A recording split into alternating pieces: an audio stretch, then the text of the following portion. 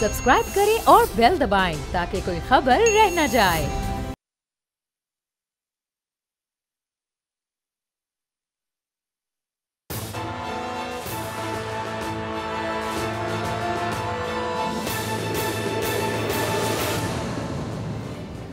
अस्सलाम वालेकुम नाजरीन, मैं आपका मेज़बान समी इब्राहिम। आप देख रहे हैं प्रोग्राम तज्ज़िया। यहाँ स्टूडियो में मेरे साथ हैं हमारी को एंकर अलीना इलियास और मारूफ कानूनदान Islamabad high court bar association के साबिक़ सदर जनाब शुएब शाहीन साहब।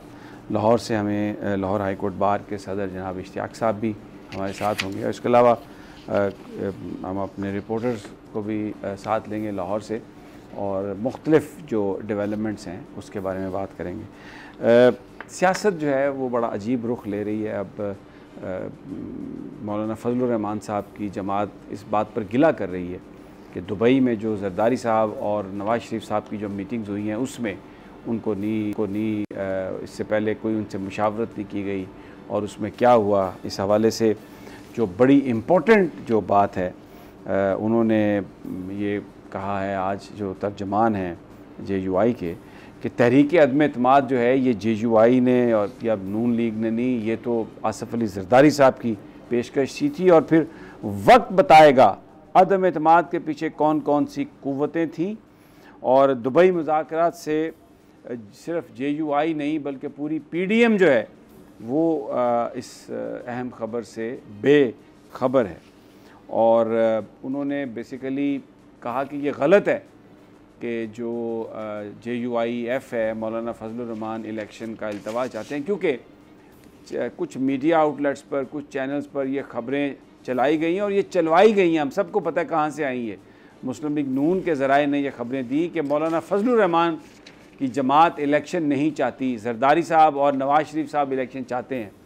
तो आज मीटिंग भी शहबाज शरीफ साहब की वज़ीर आज़म साहब से मौलाना फजलुर रहमान की वज़ीर आज़म साहब से मीटिंग, हालांकि बेचारे शहबाज शरीफ भी दुबई मुज़ाकरात में जरदारी और नवाज शरीफ के साथ नहीं थे। थोड़ा सा उन्होंने काम किया था लंदन वापसी से आते हुए और फिर आ गए थे, तो ये उनके पास गए। और अब कुछ ऐसी ख़बरें भी नून लीग के ज़राए बता रहे हैं कि नवाज शरीफ साहब जो हैं वो ख़ुद अब बात करेंगे मौलाना फजलुर रहमान से और इस सूरत हाल को बेहतर बनाएंगे। बहरहाल ये एक पॉलिटिकल सिचुएशन है। लेकिन इसके अलावा कुछ फ़ैसले आए हैं। आज जो स्पेशल कोर्ट लाहौर सेंट्रल है उन्होंने बरी कर दिया सलमान शहबाज को मनी लॉन्ड्रिंग से। 16 अरब रुपए की मनी लॉन्ड्रिंग का केस था और जज साहब ने तो न सिर्फ उनको बरी किया बल्कि जो FIA के लोगों ने जिन्होंने पर्चे दर्ज किए या तहकीकात की, जज साहब ने कहा कि उनको भी मैं जेल भेजूँगा और उनके ख़िलाफ़ ऑर्डर कर दिया है। और उन्होंने कहा कि मैंने सब कुछ पढ़ लिया है और मैं FIA वालों को सबको भी जेल भेज दूँगा। और ये बात याद रखें, मुझे जवाब चाहिए कि चालान के साथ जुर्म का क्या सबूत था। एक लिहाज से अगर हम देखें तो बड़ी एक स्ट्रॉन्ग ये स्टेटमेंट है। इसकी जो लीगल इम्प्लिकेशंस हैं वो तो हम अपने वकला से पूछेंगे, लेकिन अगर ये क्रॉस द बोर्ड हो जाए फिर कि लोगों को पकड़ा जाता है, बाद में वो बेगुनाह साबित हो जाते हैं, उनको छोड़ दिया जाता है, तो जो वो अरसा जेल में रहते हैं जिस वजह से रहते हैं कोई उनको पूछता नहीं है। मैं तो ये भी कहूँगा कि वो लोग जो ज़मानत करा के निकलते हैं अभी दरवाज़े से बाहर नहीं निकलते और फिर उनके ख़िलाफ़ एक पर्चा दर्ज कर लिया जाता है, उनकी ज़मानत होती है, फिर दूसरा पर्चा दर्ज कर लिया जाता है। तो इन अफसरान के ख़िलाफ़ भी होनी चाहिए, एक्शन होना चाहिए कि ये क्यों कानून की धज्जियाँ उड़ा रहे हैं, क्यों इस तरह कर रहे हैं। तो बहरहाल ये आज के हमारे मौज़ूआत हैं। ख़ासकर सबसे पहले मैं शुएब शाहीन साहब आपकी इजाज़त से अगर लाहौर इश्तियाक साहब से अच्छा इश्तियाक साहब का सिग्नल जो है वो अभी थोड़ा सा उनका प्रॉब्लम है, तो मैं आप ही की तरफ आता हूँ। आपसे भी पहले ज़रा बाद में सवाल करना था, आप पहले कर लेता हूँ। ये जो बात है कि जज साहब ने ये कहा है कि बराह रास्त उनके शवाहिद मौजूद नहीं हैं, तो उनके ख़िलाफ़ भी कार्रवाई का उन्होंने ऑर्डर कर दिया है। इसको आप कैसे देखते हैं? देखिए, आपने अपने इंट्रो में बेहतर बात कर ली है। मैं इसको आगे बढ़ाते हुए, सलमान शहबाज साहब तो एब्सकॉन्डर रहे, 4 साल 5 साल तो भागे रहे, उस वक्त तो अदालत में नहीं आए। जब प्यार मोहब्बत की पींगें बढ़ गईं रावलपिंडी के साथ, अपना इक़्तिदार फेडरल में आ गया, FIA डायरेक्ट कंट्रोल में आ गई मिनिस्ट्री ऑफ इंटीरियर के और गवर्नमेंट ऑफ पाकिस्तान के, और तमाम इदारे मुख्तदर तबके और हल्के ज़ेरे असर आ गए, तो चीज़ें सारी बदलना शुरू हो गई। मुझे बताएं, पहली बात तो यह है कि एक जज साहब ने 2 केसेस में परवेज़ इलाही को बरी कर दिया, आप तो उसके खिलाफ फौरी तौर पर आप अगले ही दिन हाई कोर्ट में पहुँच गए और प्रेस कॉन्फ्रेंस की IG ने कि ये जज साहब गलत हैं और इन्होंने जो फैसला किया हम इसके खिलाफ अपीलों में जा रहे हैं। आइए इसके खिलाफ भी अपील में चले जाओ। दूसरी बात मुझे बताएं, हमज़ा शहबाज और शहबाज शरीफ को जिस दिन कबलस गिरफ्तारी ज़मानत में फ़ैसला 1 साल नहीं होने दिया, चलता रहा, जिस दिन वो प्राइम मिनिस्टर बन गए अगले दिन फ़र्द जुर्म भी आयद नहीं हुआ, ज़मानतें भी कन्फर्म हो गई और सब कुछ केस जो ओपन एंड शट केस था वो भी सारा ख़त्म हो गया, उसके खिलाफ भी कोई अपील नहीं है।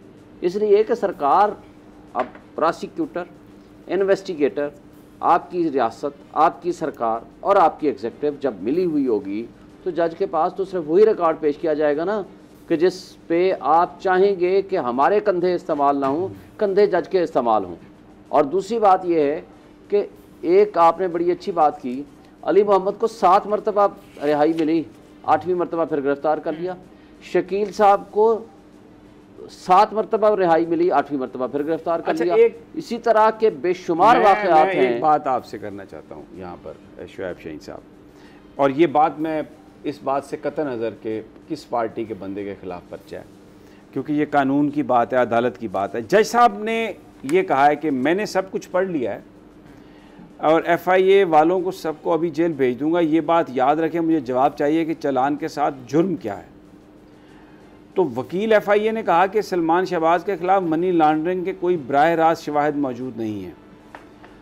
तो उसने जज साहब ने कहा कि अच्छा कोई इनडायरेक्ट है तो वही बता दें। तो अफसर ने, अली मर्दान ने कहा कि शुगर इंक्वायरी कमीशन की रिपोर्ट की रोशनी में कार्रवाई शुरू हुई थी और अकाउंट की तफसीलात ली थी, लेकिन ये अकाउंट इस्तेमाल नहीं हुआ। अब इस बात को ज़रा एक साइड पे रख दें कि मुल्ज़म जो है वो सलमान शहबाज है। अगर मुल्ज़म समी इब्राहिम होता, मुल्ज़म अली ना होती या मुल्ज़म शुएब शहीन होता, और वकील ये कह रहा है कि ना डायरेक्ट शवाहिद हैं ना इनडायरेक्ट शवाहिद हैं, तो इसका मतलब है कि उस वक्त FIA इस्तेमाल हुई जिस तरह आज इस्तेमाल हो रही है। तो अगर इस टेंडेंसी को नहीं रोका गया, जो ये इदारों को इस्तेमाल जब किया जाता है, FIA को इस्तेमाल किया जाता है, पुलिस को इस्तेमाल किया जाता है अपने मुखालिफिन के को सेटल करने के लिए, स्कोर सेटल करने के लिए, तो ये एक गलत रविश है। लेकिन सवाल ये है कि हर दौर में जो सेट ऑफ जर्नलिस्ट या सेट ऑफ पॉलिटिशियन वो चेंज हो जाता है, दूसरा आ जाता है और दूसरा आ जाता है। ये चीज़ तो गलत है। लेकिन अगर ये बात अक्रॉस द बोर्ड हो, अल्लाह करे ये हो जाए, तो शुएब साहब ये तो इससे तो बेहतर बात ही कोई नहीं। लेकिन ये क्रॉस द बोर्ड होगी कैसे? पहली बात तो मुझे इस पे भी शक है। इन्होंने जानबूझ के एविडेंस, उन्होंने देखें, एविडेंस तो प्रोक्योर करना होता है इन्वेस्टिगेटिंग एजेंसी ने। अगर ऐसी बात थी तो उन्होंने मुकदमा क्यों बनाया? ऐसी बात थी तो फिर ये मुकदमा डिस्चार्ज कर देते, ये चालान सबमिट क्यों किया? ये तो इनके ज़माने में हुआ ना। इन्होंने जानबूझ के, मुझे 100% यकीन है, इन्होंने जानबूझ के जो एविडेंस होगी डायरेक्ट और इनडायरेक्ट उसको साइडलाइन कर दिया होगा। तफ्तीशी साहब भी उनकी पसंद के आगे, इन्वेस्टिगेटर भी उनके पसंद के आगे, और बंदा भी झूठ बोल रहे होंगे। यकीनन मुझे ये यकीन है, क्योंकि वो उन्होंने, जब आप एविडेंस को साइडलाइन कर दोगे, आके स्टेटमेंट वो दोगे, जज ने तो वो फैसला करना जो आपके पास रिकॉर्ड अवेलेबल है। लेकिन आपकी बात को आगे बढ़ाते हुए, ये हमारे रियासती इदारे कर क्या रहे हैं? रियासती इदारे अगर कानून और कायदे और रूल ऑफ लॉ पे बिलीव करते हो तो ये हो रहा हो। अली अवान के सगे भाई को, उसकी 4 बच्चियों को उठा लिया गया इस्लामाबाद से और कोई पता नहीं। आपको अगवा कर लिया, कोई पता नहीं, आज तक अगवाकार नहीं मिले। मुझे ये बताएं, वो शहजाद अकबर के रिश्तेदार, अगर बहन भाई, अगर वो लोग गुनाहगार हैं तो उनको कानून के मुताबिक पेश करो। कहते हैं कि जी उठा के ले गए, अभी कोई पता नहीं है। देखें, हमारे यहाँ जो कानून के रखवाले हैं, कानून ये जो रूल ऑफ लॉ है उसका मकसद क्या है? कानून की हुक्मरानी ये है, हर बड़ा आदमी, हर छोटा आदमी, हर ताकतवर तबका, हर इदारा, सब कानून के ताबे हों। कोई कानून से बालातर नहीं है। बिल्कुल ठीक है। ये कानून की हुक्मरानी हमारे मुल्क में हो जाए, बिल्कुल रूल ऑफ लॉ, ये सारा निज़ाम ममलिकत हमारा ठीक होना ठीक हो जाएगा। अच्छा जी, अब इश्तियाक साहब ने हमें ज्वाइन कर लिया, लाहौर हाई कोर्ट बार के सदर। इश्तियाक साहब, अस्सलाम वालेकुम। वालेकुम अस्सलाम। जनाब आप खैरियत से हैं? जी जी, आई होप के पानी कोई बारिश का आपके घर की तरफ नहीं आया होगा और माशाल्लाह आप खैरियत से होंगे। जी अल्हम्दुलिल्लाह, माशाल्लाह माशाल्लाह। अच्छा जनाब, यहाँ पर हम बात कर रहे हैं ये स्पेशल कोर्ट लाहौर की भी, और थोड़ा सा ये परवेज़ इलाही साहब का मामला भी है, हमारा रिपोर्टर भी है, उससे हम बात करेंगे। लेकिन ये जज साहब ने ये फैसले में लिखा है कि मैं FIA वालों को भी अंदर कर दूंगा, और ये कहा जा रहा है कि आज जो थे अब्बासी साहब, जो वो FIA के DG, वो शायद जानबूझ के पेश नहीं हुए कि जज साहब आज कहीं कोई ठोका ठाकी कर देंगे। तो मैं बात ये कर रहा हूँ कि अगर तो ये चीज़ अक्रॉस द बोर्ड हो जाए कि अगर जिसने भी गलत पर्चा अगर बनाया है तो वो उन अफसरान के ख़िलाफ़ भी कार्रवाई होनी चाहिए ताकि आइंदा कोई ऐसा ना कर सके।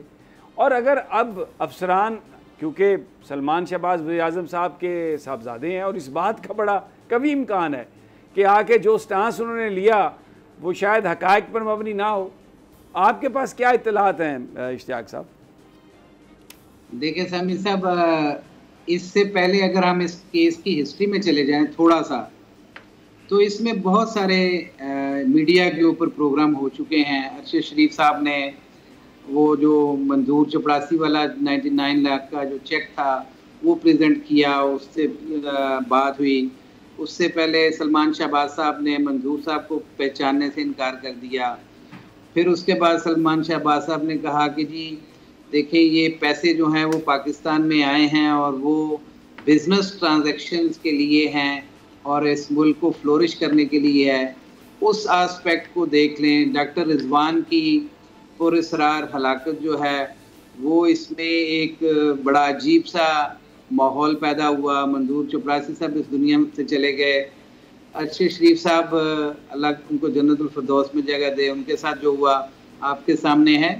दरअसल इस केस को मेरे ख्याल में उस वक्त प्रोसिक्यूटर थे सिकंदर जुल्करनैन साहब, उनको मना कर दिया गया कि आपने कोर्ट में नहीं जाना, और फिर अपने प्रोसिक्यूटर साहब को भिजवा के उनसे अपनी मर्जी की स्टेटमेंट करवा के तो पहले 2 इक्विटल्स हुई, और आज जो है वो सलमान शहबाज साहब भी उससे इक्विट हो गए। क्योंकि हमजा साहब का तो था कि बेसिकली ये सारी की सारी ट्रांजेक्शन जो हैं वो बिजनेस ट्रांजेक्शन हैं और उसके लिए सलमान साहब जो हैं वो बिजनेस ट्रांजेक्शन में इन्वॉल्व हैं। ये अब जज साहब ने जो फैसला दिया है ये इस पे काफ़ी सवालिया निशानात हैं, और वो सवालिया निशान जो हैं वो रिकॉर्ड से ही पता चल सकते हैं। और रिकॉर्ड जो है जो सबमिट किया गया है, जो प्रोसिक्यूटर ने अब वहाँ पे अपना स्टांस लिया, वो दैट स्पीक्स वॉल्यूम। ठीक हो गया। अच्छा इश्तियाक साहब, जो परवेज़ इलाही साहब का मुकदमा है उसमें अब्दुल रहमान साहब हमारे रिपोर्टर हमारे साथ हैं, उनसे एक छोटी सी उनसे बात कर लेते हैं। फिर मैं, क्योंकि आप भी लाहौर में हैं तो अदालतों की का जो सामने आएगा। अब्दुल रहमान साहब, आज परवेज़ इलाही साहब ने बताया कि जेल में जहाँ उन्हें रखा गया है वहाँ पे सूरत हाल क्या है, वो बीमार हैं, कीड़े हैं, तो उन्हें आप अगर या तो ज़मानत का फ़ैसला कर दें, उन्होंने जज साहब से कहा, सहूलियात भी कोई नहीं है, तो या फिर मुझे भेज दें आप हॉस्पिटल। लेकिन वहाँ पर प्रोसिक्यूटर आज भी नहीं आया, तो जज साहब ने उन्हें हॉस्पिटल नहीं भेजा। आप और वहाँ पर क्या हुआ और क्या माहौल था, क्या मूड था, ज़रा कुछ आप बताएंगे? जी बिल्कुल समी साहब, सबसे पहले तो ये मैं बताता चलूँ कि परवेज़ इलाही की जानिब से ये दूसरी आइनी पिटीशन जो है वो जेल में अदम सहूलियात के खिलाफ दायर की गई थी। पहली पिटीशन जो है उनकी अहलिया की जानिब से दायर की गई थी, जिसमें अदालत ने जेल हुकाम IG पंजाब खुद आए थे और उन्होंने आके अदालत में यकीन दहानी कराई थी कि चौधरी परवेज़ इलाही को जेल में तमाम तर सहूलियात जो है वो फराहम की जाएगी। क्योंकि उस पिटीशन में भी यही मौक़िफ़ इख्तियार किया गया था कि 78 साल जो परवेज़ इलाही हैं वो ना सिर्फ दिल के आर्ज़ा में मुब्तला हैं बल्कि ज़ियादती के मरीज़ भी हैं, और उन्हें परहेज़ी खाना जो है वो डॉक्टरों ने तजवीज़ किया है। उसके अलावा वो अद्वियात जो है वो खाए बगैर जो है उनकी तबीयत जो है वो ख़राब हो जाती है। तो इस आइनी पिटीशन पर भी अमल दरामद नहीं हुआ। अदालती फैसले के मुताबिक जो है अदालत में ये इन्होंने जो आके जो जेल हुकाम थे उन्होंने गारंटी किया था। ताहम अब आज जो कल पिटीशन लगी थी उस पर आज परवेज़ इलाही को अदालत ने अदालत में तलब किया। तो यहाँ ये बताना मैं ज़रूरी समझता हूँ कि जब परवेज़ लाही को बख्तरबंद गाड़ी में अदालत के रूबरू पेश किया तो तकरीबन 200 पुलिस एहलकार होंगे जो उनको धक्के लगाते हुए और मीडिया को दूर करते हुए जो है वो जेल तक लेके अदालत तक लेके आए। तो कमरा अदालत में चौधरी परवेज़ लाही ने वाज़ेह तौर पर बताया कि उन्हें बहुत सारे मसाइल का सामना है और जेल जो है उनके लिए मसाइल का गढ़ बन चुका है, क्योंकि उनके जिस जगह पे उन्हें ठहराया गया है जेल के अंदर, वहाँ पे हर तरफ कीड़े और कमरे के अंदर ही वाशरूम है। अद्वियात और परहेजी खाना ना मिलने से उनके पाँव फूल चुके हैं। इस सूरत हाल में सर्विसेज अस्पताल इलाज के लिए उन्हें भेज दिया जाए, जिस पर अदालत की जानिब से यह इस्तफसार किया गया कि इसके अलावा क्या रास्ता हो सकता है, जिस पर परवेज़ लाही ने यह भी अदालत से कि उन्हें शाह महमूद कुरैशी या तहरीक इंसाफ के सरबराह की तरह जमानत दे दी जाए, जिस पर अदालत ने कहा कि अदालत जो है 1 बाय 1 तमाम मामला को डील करेगी। और अदालत ने additional chief secretary home Punjab और IG जेल खाना जात पंजाब को कल जो है अदालत में तलब कर लिया है। और चौधरी परवेज़ लाही की इस सदा पर अदालत में ये तलबी हुई है, क्योंकि ये दूसरी आईनी पिटीशन की समाअत हुई है। जी ठीक है। अच्छा, उनकी कंडीशन जो थी आपने बताया कि पाँव फूल जाते हैं और सब कुछ है, दिखने में कैसे नज़र आ रहे थे और उनका मोराल आपको कैसा लगा? जी, जहाँ तक उनके मोराल की बात है वो तो बड़े दबंग अंदाज में जब वो हाई कोर्ट से रवाना हुए और बख्तरबंद गाड़ी के अंदर सवार होने लगे तो वहाँ पे खड़े होकर उन्होंने ना सिर्फ हाथ लहरा कर जो है अपने वकला का शुक्रिया भी अदा किया और मुक्का भी लहराया उन्होंने। साहब, जब वो बख्तरबंद गाड़ी के जरिए जो है लाहौर हाई कोर्ट उनको लाया गया था तो उनकी ज़ाहरी हालत जो है वो इतनी अच्छी दिखाई नहीं दे रही थी, क्योंकि हब्स और गर्मी की वजह से वो बख्तरबंद गाड़ी में AC भी मौजूद नहीं होता और जिस तरह उन्हें धक्के देकर जो है वो अदालत तक पहुंचाया गया वो बड़ी मैनी खेज चीज़ थी। और जब मैंने भी उनसे सवालात करने की कोशिश की तो पुलिस एहलकार इतना जोर जोर से ऊंची ऊंची जानबूझकर अदालती अहाते में आवाज़ें लगा रहे थे कि कोई जो सहाफ़ी है वो उनकी आवाज़ जो है चौधरी परवेज़ लाही के कान तक ना पहुंच पाए। और इसी शोरो गोगा की वजह से है जो परवेज़ लाही है वो किसी सवाल का जवाब भी नहीं दे पाए। यानी आप कह रहे हैं कि जिस वक्त सहाफ़ियों ने सवाल करने की कोशिश की तो पुलिस ने शोर मचाना शुरू कर दिया? जी समी साहब, ये मैंने पहली दफ़ा देखा है कि किसी जो सियासी जो पुलिस कस्टडी में एक शख्स है उसको जब अदालत में लाया गया है तो अदालती तकद्दुस का भी ख्याल नहीं किया गया और पुलिस एहलकार उनको ना सिर्फ जब अदालत तक लेके और अदालत से वापस बख्तरबंद गाड़ी तक लेकर आए तो उस दौरान मुसलसल वो शोर मचा रहे थे और बड़ी ऊंची ऊंची आवाजें बिला जानबूझकर वो निकाल रहे थे कि कोई सहाफ़ी जो है वो इतना शोर मचाया जाए कि ना तो किसी सहाफ़ी का जो सवाल है उन चौधरी परवेज़ लाही के कान तक पहुंचे और ना ही वो जवाब दे सकें। और इवन के उनके जो वकील अहमद सईद राह हैं वो पुलिस जो है वो पुलिस के हसार को तोड़ते हुए और इस दौरान उनकी तलब कलामी भी हुई तो उन्होंने परवेज़ लाही तक रसाई हासिल की और चौधरी परवेज़ लाही के साथ उन्होंने इसी थक्कम पील के अंदर जो है वो मशावरत की और उन्हें उनसे जो है उनके बारे में दरियाफ्त किया। जी ठीक है अब्दुर्रहमान, बहुत शुक्रिया। इश्तियाक साहब भी हमारे साथ हैं, शुएब शहीन साहब भी हमारे साथ हैं, लेकिन मुझे एक छोटा सा वक्फा लेना है, वापस आते हैं तो फिर इन्हीं इश्यूज़ पर बातचीत जारी रखेंगे।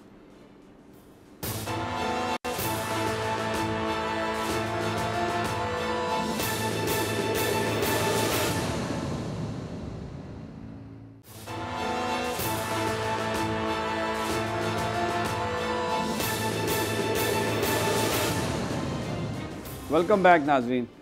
अभी अब्दुर्रहमान साहब ब्रेक पर जाने से पहले हमारे रिपोर्टर बता रहे थे कि परवेज़ लाही साहब ने कहा, रिक्वेस्ट की, बीमार हैं, हालात ख़राब हैं, उन्हें भेज दिया जाए हॉस्पिटल, लेकिन जज साहब ने कहा कि एक एक करके तमाम चीज़ों का मुकदमात का फ़ैसला लेंगे और कल कुछ अफसरान को तलब किया उन्होंने। इश्तियाक साहब, यही जो रवैया अमूमी तौर पर हमें नज़र आ रहा है कि इतनी सख्ती में परवेज़ लाही 78 ईयर्स ओल्ड, तो जो लॉज हैं क्या उनमें कोई प्रोटेक्शन नहीं है? इतने ज़्यादा उम्र वाला आदमी बीमार भी है, साबिक़ वज़ीर आला भी रहा है, कोई हॉस्पिटल में कोई उसे फैसिलिटी मिल जाए? देखिए, ये जेल मैनुअल के अंदर दिया गया है अमी साहब, ये सारी चीज़ें जेल मैनुअल के अंदर मौजूद हैं कि ख़वातीन के लिए या वहाँ के कैदियों के लिए, ओल्ड एज के कैदियों के लिए क्या क्या फैसिलिटीज़ वहाँ पे प्रोवाइड करना है। वो सारी चीज़ें उसमें दी गई हैं। लेकिन यहाँ पे ये सियासी बुनियादों के ऊपर बनाए गए मुकदमात में जब आप किसी को ट्विस्ट करना चाहते हैं तो उसके अंदर ये पहले भी ये सब कुछ होता रहा और आज भी उसकी दोबारा ये मिसाल आपके सामने है। परवेज इलाही साहब को आईजी प्रिजन ने यहाँ पे कोर्ट में आके लिख के दिया था कि जी हम उनको सारी फैसिलिटीज जो हैं वो बी क्लास की प्रोवाइड कर रहे हैं, लेकिन ऐसी कोई फैसिलिटी उनको प्रोवाइड नहीं की गई, जिसके ऊपर दोबारा ये पिटीशन फाइल की गई। और उसके अंदर आज जब उन्हें बुलाया गया तो वाकई उनकी तबीयत भी नासाज थी और दूसरा ये था कि जो केसेस उनके ऊपर बनाए गए हैं वो वैसे हैरानकुन बात है कि एंटी करप्शन एस्टेब्लिशमेंट के बहुत सारे केसेस मैं उनमें उनकी तरफ से वकील भी पेश हुआ हूँ, तो वो सारे के सारे केसेस जो हैं ना उनका कोई नेक्सस बनता है चौधरी परवेज इलाही साहब के साथ और ना ही उनकी कोई इन्वॉल्वमेंट बनती है उसमें। और तकरीबन कुछ 3-4 केसेस में तो मजिस्ट्रेट साहबान ने ड्यूरिंग रिमांड जो है उनके डिस्चार्ज की कर दी थी और फिर जिसमें डिस्चार्ज की नहीं हुई तो सेम डे उन्होंने जुडिशल पे करके उनकी बेल्स भी ले ली थी। लेकिन अब मुझे ये समझ नहीं आ रही कि ये जो केसेस जिनमें उनको बिहाइंड द बार रखा है वो जज साहब हमारे अमजद रफीक साहब जस्टिस जो हैं वो बड़े अपराइट जज हैं और हमेशा उन्होंने कानून और आइन के मुताबिक फैसले दिए हैं and we highly appreciate his skills as well as his competence और उनकी दयानतदारी के ऊपर भी अल्हम्दुलिल्लाह he is above the board. तो मेरा ख्याल है कि वो चीफ सेक्रेटरी साहब को भी जब कल बुलाया है और आईजी साहब को भी बुलाया है तो वो इसके ऊपर अकॉर्डिंगली फैसला जो है वो कानून और जेल मैनुअल को देखते हुए उसके अंदर उनकी तमाम फैसिलिटीज़ का तज़किरा किया गया है और मैं एक्सपेक्ट करता हूँ कि वो कल उसी के एस्पेक्ट्स को सामने रखते हुए वो उसके ऊपर फैसला देंगे और आई थिंक सो कि उनको जेल से हॉस्पिटल भी भेजा जा सकता है और अगर आईजी साहब एडमेंट हुए या चीफ सेक्रेटरी साहब को कोई इंस्ट्रक्शंस अदरवाइज हुई तो फिर वो मेरा ख्याल है कि उनकी बेल भी ले सकते हैं। लेकिन इट डिपेंड्स अपॉन कि कल उनके सामने क्या आर्गू किया जाता है और क्या रीजनिंग रखी जाती हैं, उन रीजनिंग के मुताबिक जो है वो फैसला ज़रूर करेंगे और बड़े अच्छे हमारे जज साहब। अच्छा, नहीं जज तो सारे ही अच्छे हैं माशाल्लाह, मैं हमेशा वकला को सुना है वो आके कहते हैं बड़े अपराइट जज हैं माशाल्लाह बहुत ही, और ऐसे ही होंगे। मुझे समझ नहीं आती कि माशाल्लाह इतने अपराइट हैं सारे जज लेकिन ना कोई फ़ैसला आता है और ना किसी मजलूम की दादरसी होती है। लेकिन बहरहाल माशाल्लाह जज हमारे सारे अपराइट हैं और आइन और कानून के मुताबिक। इसमें मैं थोड़ा सा आपको ऐड करता हूँ, जहाँ कमी होती है हम जरूर क्रिटिसाइज नहीं मैं बखुदा मैं कोई आपकी इंटेग्रिटी मैं उस पर नहीं कोई बात कर रहा, मैं ये नहीं, बिल्कुल हमारे जो वकला हैं बड़े बहादुर हैं और बड़ी तहरीकें चलाई हैं इन्होंने और कानून की हुक्मरानी के लिए। कौन सी खत्म हो गई? जी जी बिल्कुल, तो मैं बिल्कुल जज साहब के हवाले से मैं रूल ऑफ लॉ के लिए खड़े हैं और इंशाल्लाह खड़े रहेंगे और मैं भी बिल्कुल भी किसी तरह की तौहीन में मुब्तला नहीं होना चाहता। मेरे और बहुत सारी चीज़ें हैं जिनमें मैं मुब्तला हूँ लेकिन कम अज़ कम इस बीमारी में मुब्तला नहीं होना चाहता। ठीक है, अच्छा इससे अब आखिरी सवाल आपसे मेरा ये है कि क्योंकि परवेज़ इलाही साहब से आज वो शुजात साहब की भी मुलाकातें हुई, मेरा अपना ज़ाती अंदाज़ा है कि क्योंकि शुजात साहब अज़ीज़ हैं तो वो उनकी खैरियत के लिए आते हैं, लेकिन इधर मीडिया में कुछ हमारे चैनल्स हैं, हमारे दोस्त हैं, भाई हैं, उन्होंने भी अपना ज़ाहिर है रिज़्क़ कमाना है और काम करना है, तो वो बीच में चला देते हैं खबर। एक दफ़ा और पेशकश कर दिया कि चौधरी शुजात साहब ने और परवेज़ इलाही साहब ने कहा कि नहीं मोनस इलाही फ़ैसला करेगा। ये मुझे बताइए कि जो चौधरी परवेज़ इलाही का जो मोराल है और जिस तरह की है बातें वो कर रहे हैं, मुक्का लहरा रहे हैं, कोई इस तरह की बात शुजात साहब उनसे करते होंगे या जो मेरा अंदाज़ा है कि वो अगर मुख्तसर मुलाकात है तो सिर्फ उनकी खैरियत के लिए आते होंगे, क्योंकि ज़ाहिर है उनका आपस में एक बड़ा तवील सफ़र भी साथ है, करीबी रिश्तेदारी भी है। क्या कहते हैं आप?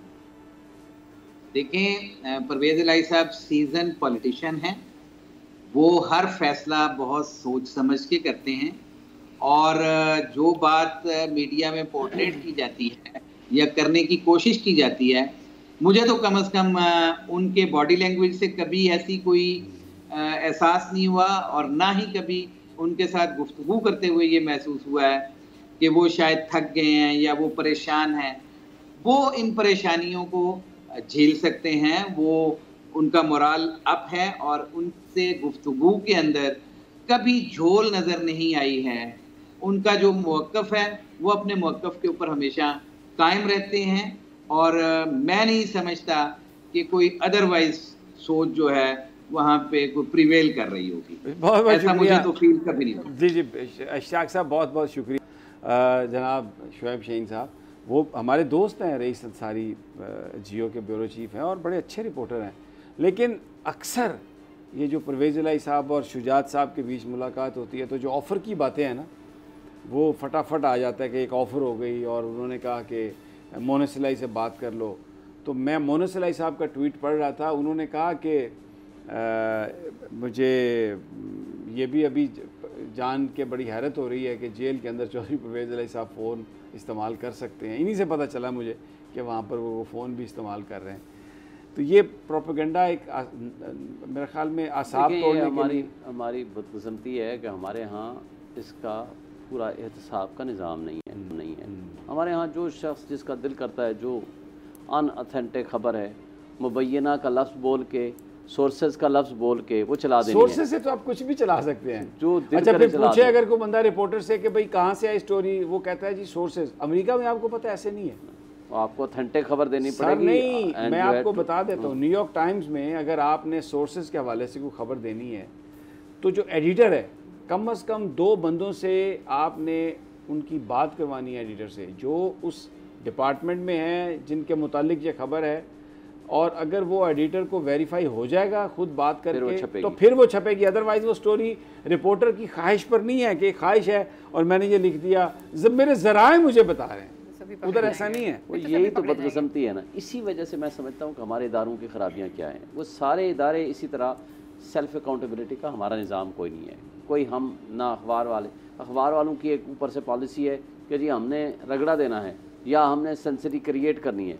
सनसनी क्रिएट करके वो अखबार बिकेगा, सनसनी क्रिएट करके तो वो खबर चलेगी। कि मैं आपको एडिटोरियल पॉलिसी बता देता हूँ कि जो मेन स्ट्रीम मीडिया की कि जो दूसरे बिजनेसेस हैं उनको प्रोटेक्ट करना है और इसलिए ज़रा हुकूमत को दबाव में रखना है, और अगर हुकूमत दबाव में आके आपको सारी रियायत दे दे तो फिर जो हुकूमत कह रही है वो बयानिया हमने बनाना है, उसके मुताबिक ठक हमने वो सारा काम इस हुकूमत ने तो सबसे ज़्यादा चुके, उनको तो सबसे ज़्यादा नवाजा, बाकियों को नवाजा या नहीं। मुझे एक छोटा सा वक्फा लेना है शुएब साहब। तो मौलाना फजलुर रहमान की पॉलिटिक्स और कुछ दीगर कानूनी मामलात हैं उन पर हम बात करेंगे और अलीना से भी इनकी राय लेंगे क्या ये कहती हैं, लेकिन एक छोटे से वक्फे के बाद।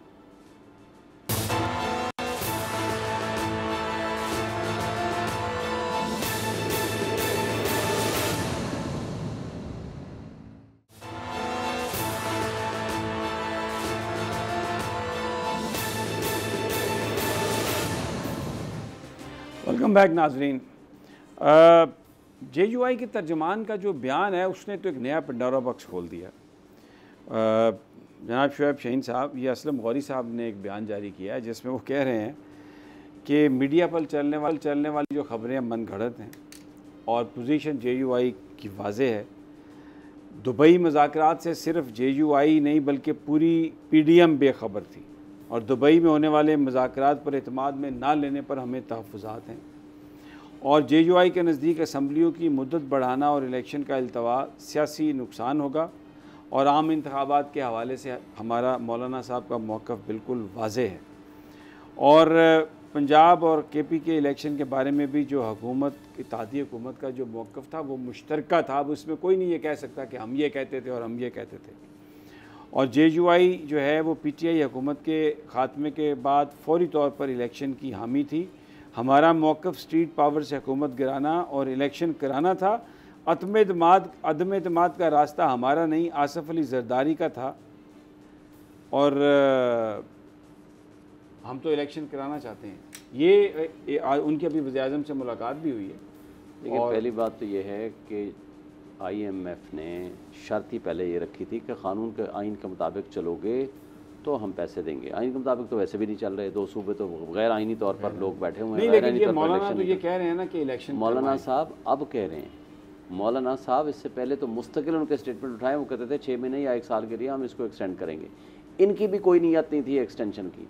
मुझे ये लगता है, बज़ाहिर मेरी एक राय है, आई माइट बी रॉन्ग, बज़ाहिर ये लगता है कि IMF ने कहा भाई आइन और क़ानून की पासदारी तो शायद ये मुश्किल करें, लेकिन एटलीस्ट बज़ाहिर नज़र तो आए आप इलेक्शन की तरफ, हम आपको पैसे दे दें, आप उठा के इसको उड़ा दें, कल अगली हुकूमत आ जाए, सियासी बेचैनी हो और हम पैसे किससे रिकवर करेंगे। इसलिए उन्होंने 9 महीने का टाइम दिया कि एक 1 बिलियन अभी, 1 बिलियन इंटरम सेटअप, 1 बिलियन उसके बाद। तो उन्होंने कंडीशन ही ये रखी है कि इसके मुताबिक आप चलेंगे तो हम चलेंगे। मेरा ख्याल है कि उस प्रेशर के बाद अब ये 2 दिन के इनकी सारी स्टेटमेंट्स उठा लो, सारी अपनी पिछली स्टेटमेंट से बरअक्स बोल रहे हैं। वही नवाज शरीफ वाली पार्टियाँ, हम तो भाई इलेक्शन के लिए तैयार हैं, वही जरदारी साहब वाली पार्टियाँ हम इलेक्शन के लिए तैयार हैं, और वही फजल रहमान ने अपना यू टर्न लेके, मेरी राय है। अच्छा, एक इसमें और बात भी है, मौलाना फजल रहमान ने कल एक और भी गुफ्तगू की थी। उन्होंने कहा कि जो सेनेट का जो चेयरमैन है वो कुछ उनकी गुफ्तगू से ऐसा लग रहा था कि वो अपने आप को पिच कर रहे हैं टू बिकम सेनेट चेयरमैन। देखें, वो शुरू होते हैं प्राइम मिनिस्टर से, उसके बाद नीचे आते हैं प्रेसिडेंट पे, प्रेसिडेंट से नीचे आते हैं चेयरमैन सेनेट पे, वहाँ आके वो रुक जाते हैं। उनको तो इक़्तिदार चाहिए, सदर के बाद बड़ा ओहदा है, ज़ाहिर उनको इक़्तिदार चाहिए ना, उसके लिए तो वो हर हरबा इस्तेमाल करेंगे कि भाई क्यों ना मैं। अच्छा, अब आपको याद नहीं है, भेजा था पीपल्स पार्टी ने नून के पास, जाओ इत्तेज़ाज़ हसन साहब के लिए आशीर्वाद ले, उन्होंने कहा मेरी नवाज शरीफ से दोस्ती है, मैं उनसे आशीर्वाद ले आता हूँ। जब वहाँ गए, वहाँ से खुद कैंडिडेट बन के आ गए और उन्होंने कहा कि उन्होंने तो मुझे खुद बना दिया है, तो लिहाजा मेरे पास तो ऑप्शन कोई नहीं रहा। एक बात सिर्फ करके, ये भी बदकिस्मती है हमारे मुल्क की कि हमारे मुल्क के 2 खानवादे उठ के लंदन में या दुबई में बैठ के हमारे 25 करोड़ अवाम की जिंदगियों का फैसला और मुकद्दर का फैसला कर रहे हैं।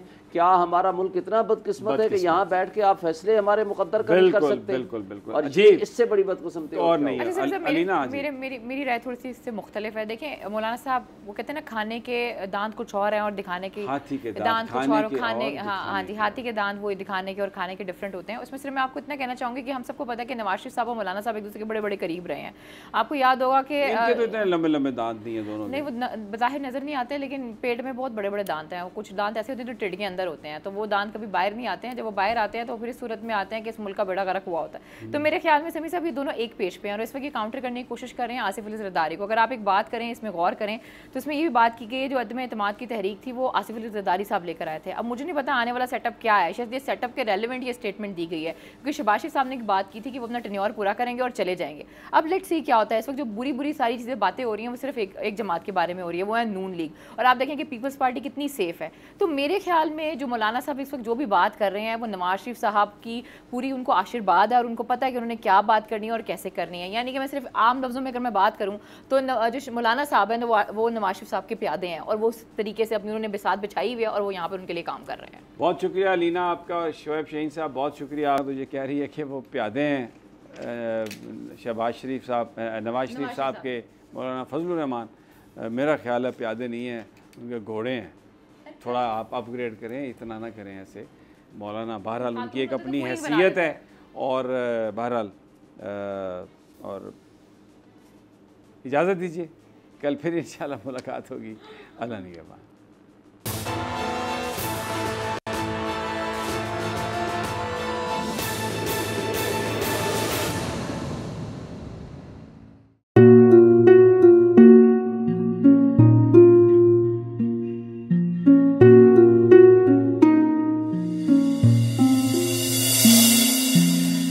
अपना घर यूं छोड़ के आखिर बोल किधर जाएगा।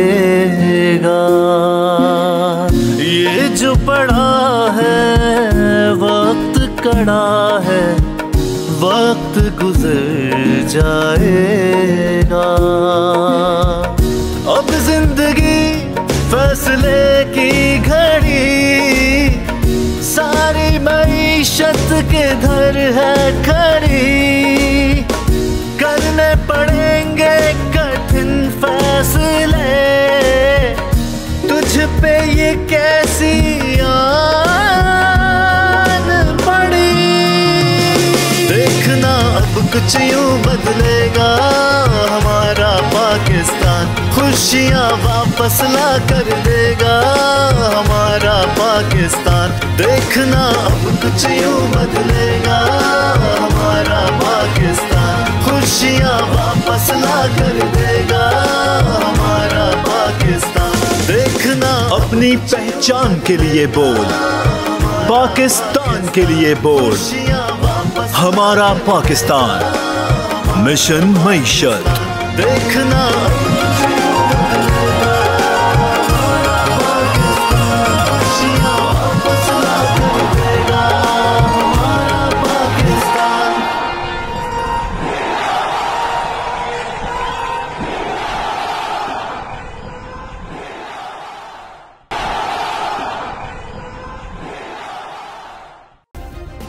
सब्सक्राइब करें और बेल दबाएं ताकि कोई खबर रह न जाए।